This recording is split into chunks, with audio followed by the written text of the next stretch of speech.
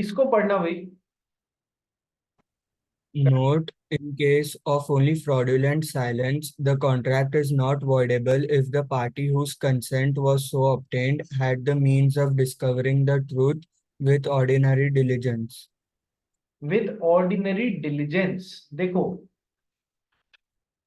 इसका कोई एग्जाम्पल नहीं होगा मेरे पास में, but in case of only fraudulent silence, देखो जहां पर चुप रहना, साइलेंट रहना फ्रॉड है, यानी ये जो पार्ट अपन ने अभी पढ़ा है, इस पार्ट में देखो मैं तुमको बहुत ऑर्डर में, फ्लो में वापस समझाता हूं कि सर कैसे कैसे अपना अपन ने जो जो पढ़ा उसको इसी फ्लो में याद रखोगे तो तुमको बहुत मजा आएगा समझने में, अदरवाइज ये प्रॉब्लम बन जाएगा समझने का तुम लोग के लिए।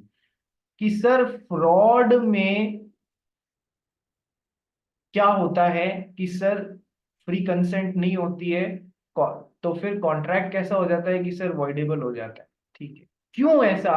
क्योंकि फ्रॉड में आप कोई चीज को ऐसे रिप्रेजेंट करते हो जहां पर आप खुद जानते हो कि वो सही नहीं है, लेकिन क्यों रिप्रेजेंट करते हो? ताकि सामने वाला आपके साथ में कॉन्ट्रैक्ट बना ले, और यदि वो उसके बेसिस पे कॉन्ट्रैक्ट बना लेता है तो आपने उसके साथ फ्रॉडुलेंट बेसिस पे बनाया, तो फ्री कंसेंट नहीं है।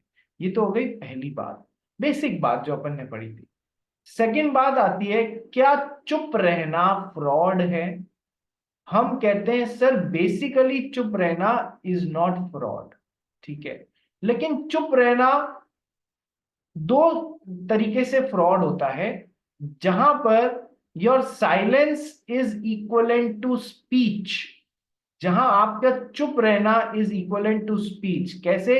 घोड़ा, यदि आपने कुछ नहीं बोला तो मैं मान लूंगा सब कुछ सही है, और अभी भी आप चुप रह जाते हैं अनसाउंड घोड़े के लिए, यानी your silence is equivalent to speech, कि सबके घोड़े में सब कुछ सही है तभी आप चुप रहे हैं।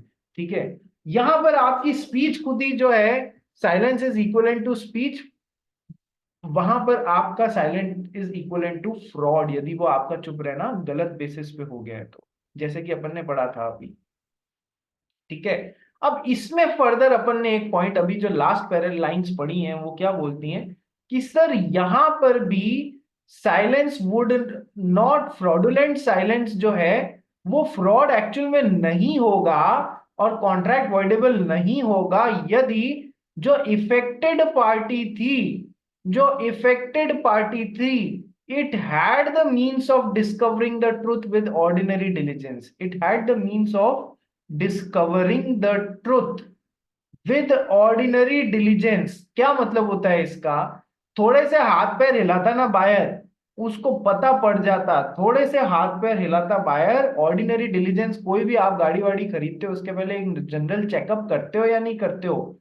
ठीक है, if it had the means of discovering the truth with ordinary diligence, तो फिर साइलेंस अमाउंट टू फ्रॉड वाला पॉइंट लगेगा, ये एक्सेप्शन आपके ऊपर फिर एप्लीकेबल होगा ही नहीं। यानी आपने खुद ने तो हाथ पैर हिलाए नहीं, आप बस सामने वाले को पूछना चाहते हो सब कुछ, चुप रहोगे तो मान लूंगा सब कुछ सही है। तुम्हारी भी तो ड्यूटी बनती है, due to doctrine of caveat emptor, क्या ड्यूटी बनती है? तुम भी तो थोड़े हाथ पैर हिला के और सोचो समझो कि तुम जो कर रहे हो वो सही कर रहे हो या नहीं कर रहे हो। केवल 100% सामने वाले पे डाल दोगे, तुम चुप रहे तो मैं मान लूंगा सब कुछ सही है, ऐसा नहीं चलेगा। यदि तुम्हारे को ऑर्डिनरी डिलीजेंस, थोड़े बहुत हाथ पैर हिलाने से, पता करने से पता पड़ जाता कि तुम्हारे साथ में फ्रॉड किया जा रहा है, पता पड़ जाता कि तुम्हारे साथ में फ्रॉड किया जा रहा है, और तुमने हाथ पैर नहीं हिलाए, तो गलती ज्यादा बड़ी किसकी है? कि सर तुम्हारी खुद की है। ऐसे में तुम इस एक्सेप्शन का फायदा नहीं उठा सकते, where silence is equal to speech. तो चुप रहोगे तो मैं सब सही मानूंगा, यदि तुमने खुद का काम ऑर्डिनरी डिलीजेंस करने का तो किया ही नहीं, तो तुम इसका फायदा नहीं ले सकते। क्या ये बात समझ में आ गई?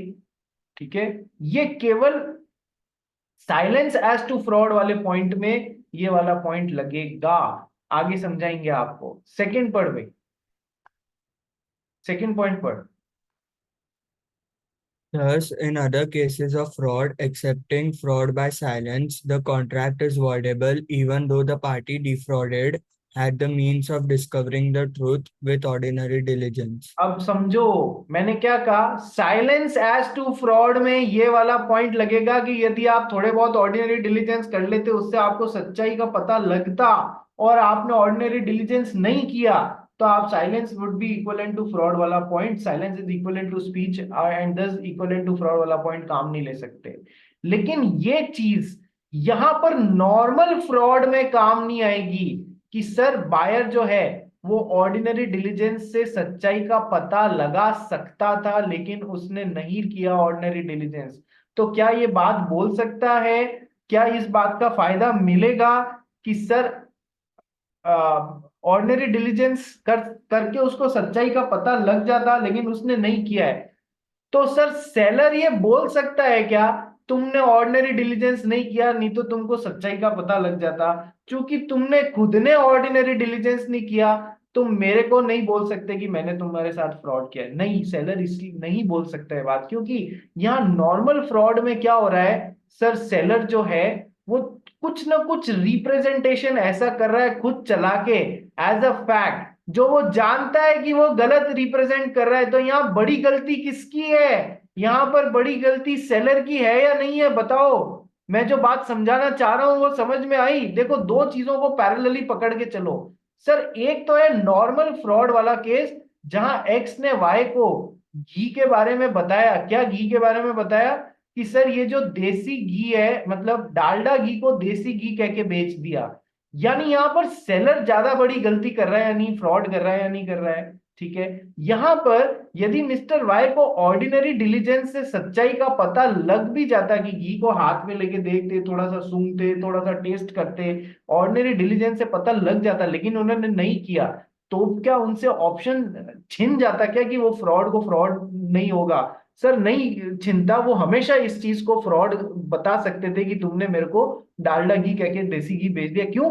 क्योंकि यहाँ पर सेलर की ज्यादा बड़ी गलती है, वो फ्रॉड करने की भरपूर कोशिश कर रहा है गलत बात रिप्रेजेंट करके। अब आ जाओ साइलेंस एज टू फ्रॉड पे। क्या चुप रहना फ्रॉड होता है? नहीं सर, चुप रहना फ्रॉड नहीं होता है। लेकिन यदि चुप रहना कब फ्रॉड होता है? सर चुप रहना तब फ्रॉड होता है when silence is equivalent to speech. ठीक है, ये भी अपन ने पढ़ लिया, when silence is equivalent to speech तब चुप रहना फ्रॉड होता है। लेकिन सर तीसरी बात अपन ने यहां पर पढ़ी, यदि ऑर्डिनरी डिलीजेंस के साथ में सेलर सॉरी बायर जो है वो सच्चाई का पता लगा सकता था, तो वो साइलेंस को फ्रॉड नहीं घोषित कर सकता यदि उसने खुद ने अपना काम नहीं किया। तो सर ऑर्डिनरी डिलीजेंस वाला पॉइंट कहां पर एप्लीकेबल होगा? केवल साइलेंस एज टू फ्रॉड में होगा। नॉर्मल फ्रॉड में हम बायर से उसका ये अधिकार नहीं छीन सकते, क्योंकि यहां पर तो सेलर की ज्यादा बड़ी गलती है, उसने हर तरीके से इनके साथ गलत करने की कोशिश की है। यहां पर उसने कोई गलत करने की कोशिश नहीं की है। फर्क समझ में आया क्यों ये दोगला व्यवहार हो रहा है? क्यों एक जगह साइलेंट ऑर्डिनरी डिलीजेंस में वायर को हेल्प कर रहे हैं हम यहाँ पर कि भले ही नहीं किया, सेलर ने तेरे साथ ज्यादा बड़ी गलती की है, फ्रॉड करने की कोशिश की है, तो भले ही तेरे पास ऑर्डिनरी डिलीजेंस करके सच्चाई लगाने का तरीका था, तूने नहीं किया, तो भी सेलर की गलती, क्योंकि यहाँ पर सेलर गलत बात रिप्रेजेंट कर रहा है। लेकिन चुप रहने में सेलर ने तेरे साथ कुछ गलत नहीं किया है, वहां तू ऑर्डिनरी डिलीजेंस से पता लगा सकता था, ठीक है, और तूने नहीं किया, तो अब तेरी गलती है, तू इस बेसिस पे कॉन्ट्रैक्ट को वॉइडेबल नहीं घोषित कर सकता है। फ्लो समझ में आ गया लेफ्ट और राइट साइड का? यस मीत, ये इसको आज जाके है ना बेटा, वो करना, क्या नाम है, रिवाइज करना, नहीं तो आप लोग समझ नहीं पाओगे। सेकंड, सर ये आज के लिए लास्ट पॉइंट अपन कवर कर रहे हैं। सर दूसरी जगह जहां पर silence is equivalent to fraud, चुप रहना, ये सेकंड एक्सेप्शन, हमने बेसिक पॉइंट क्या पढ़ा था? Mere silence does not amount to fraud. ठीक है, पहला exception silence amounts to fraud जहां पर silence is equivalent to speech. Second exception, sir silence would amount to fraud where there is a duty of a person keeping silence to speak, जहां पर चुप रहने वाले की ड्यूटी थी बोलने की और फिर भी वो चुप रह गया, तो उसका चुप रहना is equivalent to fraud. Where there is a duty of a person keeping silence to speak. सबसे पहला एग्जांपल देखो आओ, contract of insurance. Contract of insurance में बहुत सिंपल से एग्जांपल है यार। कॉन्ट्रैक्ट ऑफ इंश्योरेंस में क्या होता है, मान लो करण फारिया अपना कोई इंश्योरेंस पॉलिसी निकलवाना चाह रहा है, health insurance policy. Health insurance में वो आपसे पूछते हैं ना, क्या आप स्मोकर हैं, क्या आप ड्रिंकिंग करते हैं, क्या आपको डायबिटीज है, क्या आपको ब्लड प्रेशर का प्रॉब्लम है, वो आपसे आपकी सारी मेडिकल हिस्ट्री भी पूछते हैं। अब है ना, करण फारिया सोचता है मोदी सर ने तो ये पढ़ाया है silence does not amount to fraud, तो मैं तो चुप रह जाता हूँ, मैं इनको इस बारे में कुछ बोलूंगा ही नहीं कि मुझे डायबिटीज है या मुझे ये मैं स्मोकिंग करता हूँ, तो मेरा प्रीमियम कम आ जाएगा। नॉन स्मोकर का प्रीमियम यदि 1,000 रुपये लगता है, तो स्मोकर का प्रीमियम मान लो 1,200 रुपये लगता है। एक एग्जाम्पल के तौर पे तुमको समझाने के लिए, जैसे तुम बोलोगे कि हाँ मैं स्मोकर हूँ, वो तुम्हारे एनुअल प्रीमियम्स की रेट्स बढ़ा देंगे, या हो सकता है तुमको पॉलिसी ही नहीं दे रहे। तो सर, करण फारिया ये बोलता है मोदी सर ने पढ़ाया था चुप रहना फ्रॉड नहीं होता है, ठीक है, तो मैं चुप रह जाता हूँ, तो मैं गलत तरीके से पॉलिसी ले लेता हूँ, तो ये फ्रॉड नहीं करूंगा। अरे करण फारिया, सेकंड एक्सेप्शन देखना। क्या? कॉन्ट्रैक्ट ऑफ इंश्योरेंस में it is the duty of a person to speak. तेरे को बताना है पॉलिसी लेते वक्त कि भैया मैं स्मोकर हूं या फिर मैं डायबिटिक हूं, ऐसा बताना है तेरे को। यहां तू चुप रह गया ना, तो तू फ्रॉड कर रहा है। Here silence would amount to fraud. ठीक है।